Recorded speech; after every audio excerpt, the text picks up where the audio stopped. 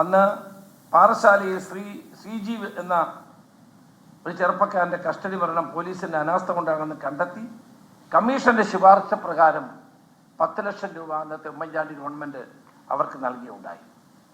അപ്പോൾ ഈ ഗവൺമെൻറ് വന്ന ശേഷം 16 കസ്റ്റഡി മരണങ്ങളാണ് ഇവിടെ ഉണ്ടായത്.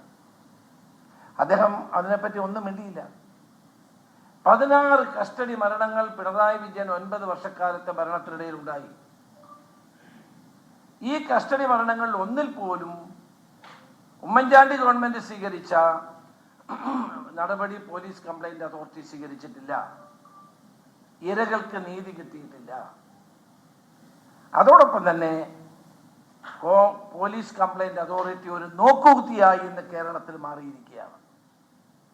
ഈ വിഷയത്തിൽ സമർപ്പിച്ച പൊതു താൽപര്യ ഹർജിയിൽ പോലീസിൽ നിന്നല്ലാതെ ഒരു അന്വേഷണ ഉദ്യോഗസ്ഥനെ അടിയന്തരമായി നിയമിക്കാൻ കോടതി വിധി ഉണ്ടെങ്കിലും അത് വേണ്ട, അപ്രായോഗികമായ നിർദ്ദേശമാണ് എന്ന് പറഞ്ഞ് കോടതിയെ പോലും കബളിപ്പിക്കുകയാണ് ഇവർ ചെയ്തത്. ഇവിടെ ബഹുമാനപ്പെട്ട മുഖ്യമന്ത്രി ബ്രിട്ടീഷുകാരുടെ ഭരണകാലം മുതലുള്ള പോലീസ് നയത്തെപ്പറ്റിയാണ് സംസാരിച്ചത്. 4 മാവോയിസ്റ്റുകളെ വെടിവെച്ചു കൊന്ന മുഖ്യമന്ത്രിയാണ് പിണറായി വിജയൻ. 4 പേരെ.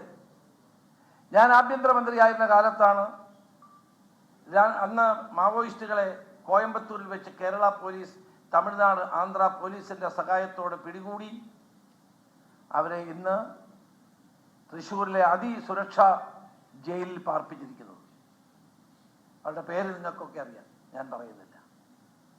ഞങ്ങളുടെ ഭരണകാലത്ത് ഒരു മാവോയിസ്റ്റുകളെയും ഞങ്ങൾ വെടിവെച്ചു കൊന്നിട്ടില്ല. ഒരു കമ്മ്യൂണിസ്റ്റ് മുഖ്യമന്ത്രി ഭരിക്കുന്ന കേരളത്തിൽ 4 പേരെയാണ്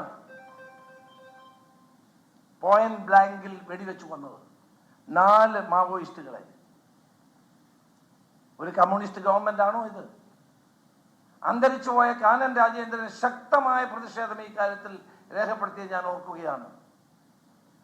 4 മാവോയിസ്റ്റ് ഒരു കാരണവുമില്ലാതെ പുറകിൽ വെടികൊണ്ടാണ്. ഞാൻ അതന്ന് പ്രതിപക്ഷ നേതാവ് എന്നുള്ള നിയമസഭയിൽ ഞാൻ ഉന്നയിച്ചതാണ്. ചിലർക്ക് നെഞ്ചത്ത് വെടികൊള്ളുന്നു, ചിലർക്ക് പുറകിൽ ഓടിപ്പോകുമ്പോൾ പുറകിൽ വെടിവെക്കുന്നു. ആരാണ് കേരളത്തിൽ വെടിവെപ്പ് തുടങ്ങിയത്? കേരളത്തിൽ വെടിവെപ്പ് തുടങ്ങിയത് 57-ലല്ലേ? EMSന്റെ ഭരണകാലത്താണ് ബ്രിട്ടീഷുകാരുടെ പോലീസിനെ മാറ്റിയതെന്നാണ് പറഞ്ഞത് മുഖ്യമന്ത്രി. അങ്കമാലിയിൽ അവിടുത്തെ സഹോദരങ്ങളെ വെടിവെച്ചു കൊന്നത് EMS ആണ്, ഭരണമാണ്. വലിയ തുറയിൽ ചെറിയ തുറയിൽ ഫ്ലോറിയെ വെടിവെച്ചു കൊന്നത് EMSന്റെ ഗവൺമെന്റാണ്. വലിയ തുറയിൽ വെടിവെപ്പ് നടത്തിയത് EMSന്റെ ഗവൺമെന്റാണ്. പ്രസിദ്ധമായ ചന്ദനത്തോപ്പ് വെടിവെപ്പ് ഇന്നും കൊല്ലത്തെ ജനങ്ങൾ ആവേശപൂർവ്വം ഓർക്കുന്നതാണ്. അവിടുത്തെ ആ രക്തസാക്ഷികളെ പറ്റി ചന്ദനത്തോപ്പ് വെടിവെപ്പ് EMSന്റെ കാലത്താണ് ഉണ്ടായത്.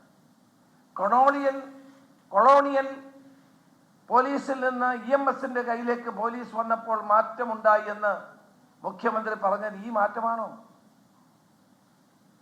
ഇത് ഒന്നാമത്തെ EMS സർക്കാരിന്റെ കാര്യം. ലോകത്തെവിടെയായാലും ഏത് സമയത്തും 24 വാർത്തകളും ഓഗ്മെന്റഡ് റിയാലിറ്റി പാക്കേജുകളും എക്സ്പ്ലെയിനറുകളും വിശദമായി കാണാൻ ഞങ്ങളുടെ യൂട്യൂബ് ചാനൽ നിങ്ങൾക്ക് സബ്സ്ക്രൈബ് ചെയ്യാം.